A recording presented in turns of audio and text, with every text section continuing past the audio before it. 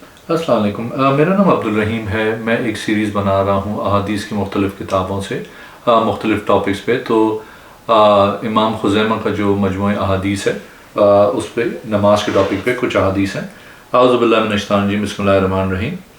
حدیث نمبر 1037، بنی ابی احمد کے آزاد کردہ غلام جناب ابو سفیان روایت کرتے ہیں کہ میں نے حضرت ابو ہریرہ رضی اللہ تعالیٰ عنہ کو فرماتے سنا، رسول اللہ صلی اللہ علیہ وسلم نے ہمیں عصر کی نماز پڑھائی تو 2 رکعتوں کے بعد سلام پھیر دیا۔ تو زوالدین نے کھڑے ہو کے عرض کی، اے اللہ کے رسول صلی اللہ علیہ وسلم، کیا نماز کم ہو گئی ہے یا آپ صلی اللہ علیہ وسلم بھول گئے ہیں؟ تو رسول اللہ صلی اللہ علیہ وسلم نے فرمایا، ایسی کوئی بات نہیں ہوئی۔ تو اس نے عرض کی، اے اللہ کے رسول صلی اللہ علیہ وسلم، اس میں کچھ بات تو یقیناً ہوئی ہے۔ لہٰذا رسول اللہ صلی اللہ علیہ وسلم لوگوں کی طرف متوجہ ہوئے اور پوچھا، کیا زوالدین سچ کہہ رہا ہے؟ تو صحابہ نے عرض کی، جی ہاں۔ بس رسول اللہ صلی اللہ علیہ وسلم نے بقیہ نماز ادا کی۔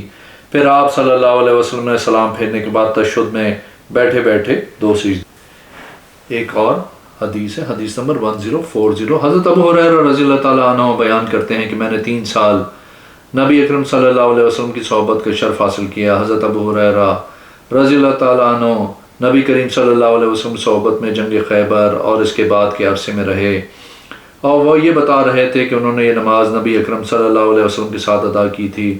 لہٰذا جو شخص دعویٰ کرتا ہے کہ حضرت ابن مسعود رضی اللہ تعالیٰ عنہ کی حدیث زوالدین کے قصے میں ناسخ ہے، اگر یہ شخص علم میں غور و فکر کرے، ضد چھوڑے، اپنی عقل ہی کو اہمیت و بڑائی نہ دے، تو اس دعوے کے ناممکن ہونے کو جان لے گا، کیونکہ بات ناممکن ہے کہ متاخر حکم منسوخ ہوا اور متقدم حکم ناسخ ہوا۔ اور ذوالدین کا قصہ نبی اکرم صلی اللہ علیہ وسلم کی نماز میں گفتگو سے منع کرنے کے کئی سال کے بعد ہوا، چنانچہ متاخر حکم منسوخ و مقدوم حکم ناسخ کیسے ہو سکتا ہے، جبکہ ذوالدین کے قصے کو نبی اکرم صلی اللہ علیہ وسلم کے نماز میں بات چیت کرنے کے منع قرار دینے کے ساتھ کوئی تعلق ہی نہیں، اور یہ مسئلہ اس جنس کے ساتھ تعلق بھی نہیں رکھتا، کیونکہ جس کلام سے منع کیا گیا وہ جائز کلام تھا جسے نمازی عمدہ نماز میں کرتا ہے۔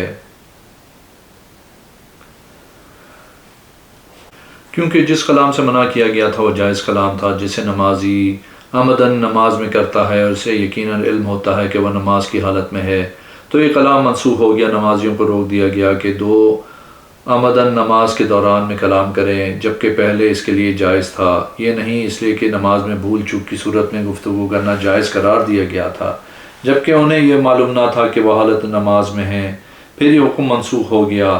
کیا کسی کم عقل مند شخص کے لیے جو معمولی سی عملی سوجھ بوجھ رکھتا ہے کے لیے یہ کہنا جائز ہے کہ اللہ تعالیٰ نے نمازی کو بات چیت کرنے سے منع کیا ہے، جبکہ اسے علم ہی نہیں تھا کہ وہ نماز کی حالت میں ہے، یا وہ کہے کہ اللہ تعالیٰ نے نمازی کو حالت نماز میں بات چیت کرنے سے منع کیا ہے، حالانکہ اسے علم ہی نہ ہو کہ اللہ تعالیٰ نے نماز میں گفتگو سے منع کیا ہے۔ بے شک نمازی کو جب علم ہو جائے کہ اللہ تعالیٰ نے نماز میں کلام کرنا منع کر دیا ہے تو اس کے لیے واجب ہے کہ وہ نماز میں کلام نہ کرے۔ حضرت معاویہ بن حکم سلمہ رضی اللہ تعالیٰ عنہ نے نماز کے دوران میں گفتگو کی، حالانکہ انہیں علم نہیں تھا کہ نماز میں گفتگو کرنا ممنوع ہے، لہٰذا انہوں نے نبی کریم صلی اللہ علیہ وسلم کے پیچھے نماز ادا کرتے ہوئے چھینک مارنے والے کو جواب دیا، اسے یرحمک اللہ کہا۔ نمازیوں نے گھورنا شروع کر دیا تو انہوں نے کہا، ہائے میری ماں، مجھے روئے، تم مجھے کیوں گھور رہے ہو؟ چنانچہ انہوں نے دوران نماز میں کلام کی، حالانکہ انہیں یہ علم نہ تھا کہ نماز کی حالت میں ایسا کلام کرنا منع ہے۔ تو رسول اللہ صلی اللہ علیہ وسلم نے انہیں سکھایا کہ نماز میں لوگوں سے ہم کلامی ممنوع اور ناجائز ہے، مگر آپ نے اسے نماز کو دوبارہ پڑھنے کا حکم نہیں دیا جس میں انہوں نے یہ کلام کی تھی، جبکہ زوالدین کے قصے میں نبی کریم صلی اللہ علیہ وسلم نے اس بنا پہ کلام کی تھی کہ آپ صلی اللہ علیہ وسلم کے خیال میں آپ صلی اللہ علیہ وسلم مکمل فرض نماز ادا کر چکے تھے اور حالت نماز میں نہیں تھے، اور زوالدین نے آپ صلی اللہ علیہ وسلم سے گفتگو کی تو اسے معلوم نہیں تھا کہ اس پہ کچھ فرض نماز ابھی باقی ہے، کیونکہ ان کے نزدیک یہ ممکن تھا کہ فرض نماز پہلے کی طرح 2 رکعت کر دی گئی جیسا کہ ابتدا اسلام میں تھا۔ کیا تم اسے یہ کہتے نہیں سنتے کہ وہ نبی کریم صلی اللہ علیہ وسلم سے عرض کرتا ہے کہ کہ نماز کم ہو گئی یا آپ صلی اللہ علیہ وسلم بھول گئے؟ تو نبی کریم صلی اللہ علیہ وسلم نے اسے جواب دیا، نہ میں بھولا ہوں نہ نماز کم ہوئی ہے، حالانکہ اس وقت آپ صلی اللہ علیہ وسلم کو یقین نہ تھا کہ آپ صلی اللہ علیہ وسلم پہ کچھ نماز باقی ہے۔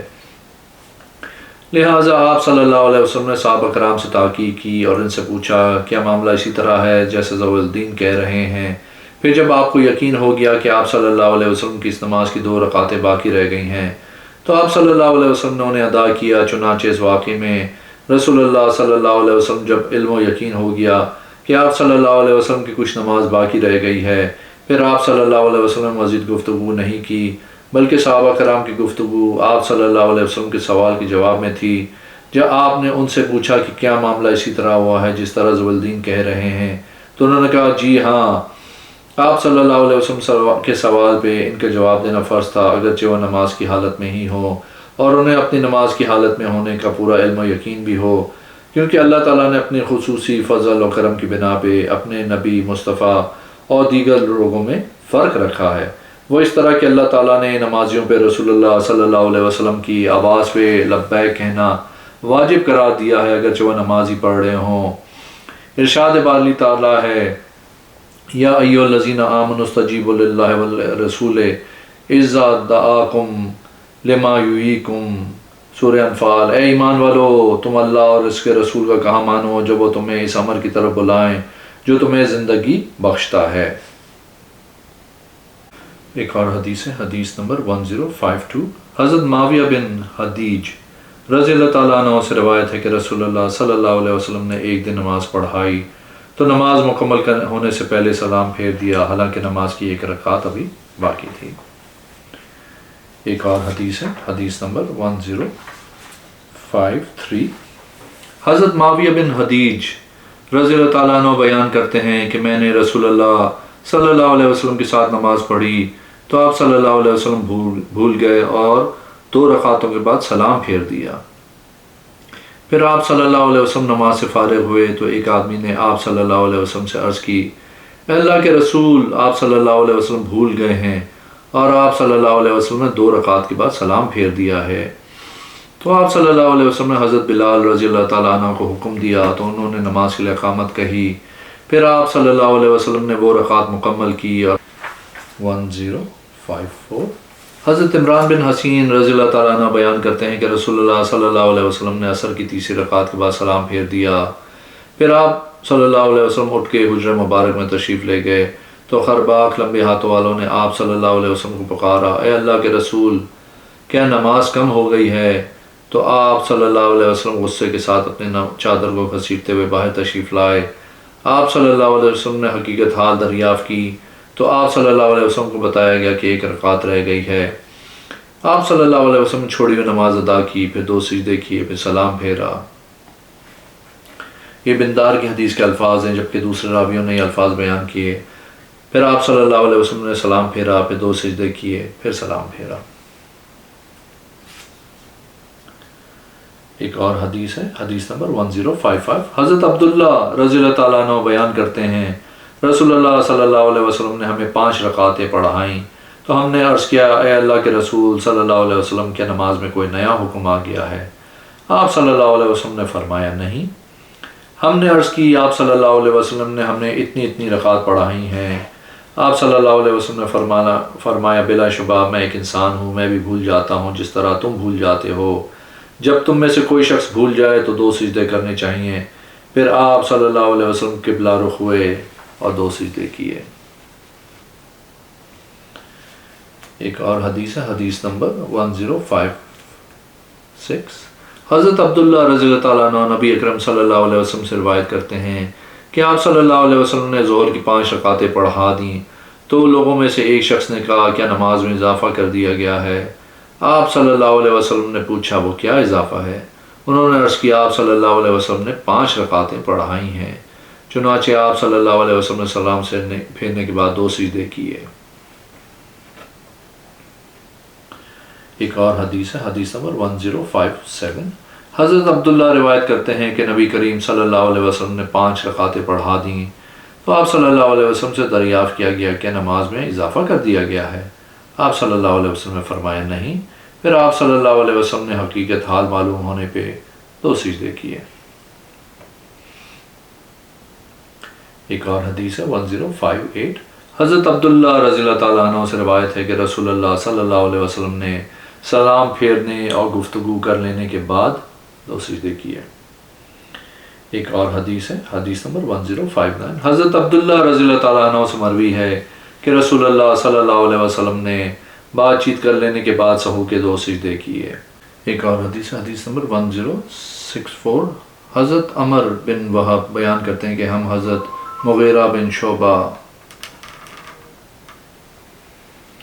رضی اللہ تعالیٰ عنہ کی خدمت میں حاضر تھے تو ان سے پوچھا گیا کیا اس امت میں حضرت ابو بکر رضی اللہ تعالیٰ عنہ کے علاوہ بھی کسی شخص نے نبی کریم صلی اللہ علیہ وسلم کی امامت کرائی ہے؟ انہوں نے فرمایا ہاں۔ تو ہم نبی صلی اللہ علیہ وسلم کے ساتھ ایک سفر میں تھے، پھر مکمل حدیث بیان کی۔ امام صاحب نے دونوں اساتذہ کرام سے یہ بیان کیا کہ جب پھر ہم سوار ہوئے واپس آئے تو ہم نے دیکھا کہ حضرت عبد الرحمن بن عوف لوگوں کی امامت کرا رہے ہیں، ایک رکعت پڑھا چکے ہیں، دوسری رکعت پڑھا رہے تھے۔ میں نے انہیں نبی کریم صلی اللہ علیہ وسلم کی آمد کی اطلاع دینا چاہی تو آپ صلی اللہ علیہ وسلم نے مجھے منع کر دیا، تو ہم نے جو رکعت ان کے ساتھ پا لی وہ ادا کر لی اور جو فوت ہو گئی وہ مکمل کر لی۔ جناب معمل کی روایت ہے جو رکعت رہ گئی تھی ہم نے مکمل کر لی۔ ایک اور حدیث ہے، حدیث نمبر 1065، حضرت ابو ہریرہ رضی اللہ تعالیٰ عنہ سے روایت ہے کہ رسول اللہ صلی اللہ علیہ وسلم نے فرمایا جب نماز کے لیے اقامت کہہ دی جائے تو تم نماز کے لیے دوڑتے ہوئے مت آؤ بلکہ سکون و اطمینان کے ساتھ نماز کے لیے آؤ۔ جو نماز تمہیں مل جائے وہ پڑھ لو، جو تم سے فوت ہو جائے اسے مکمل کر لو۔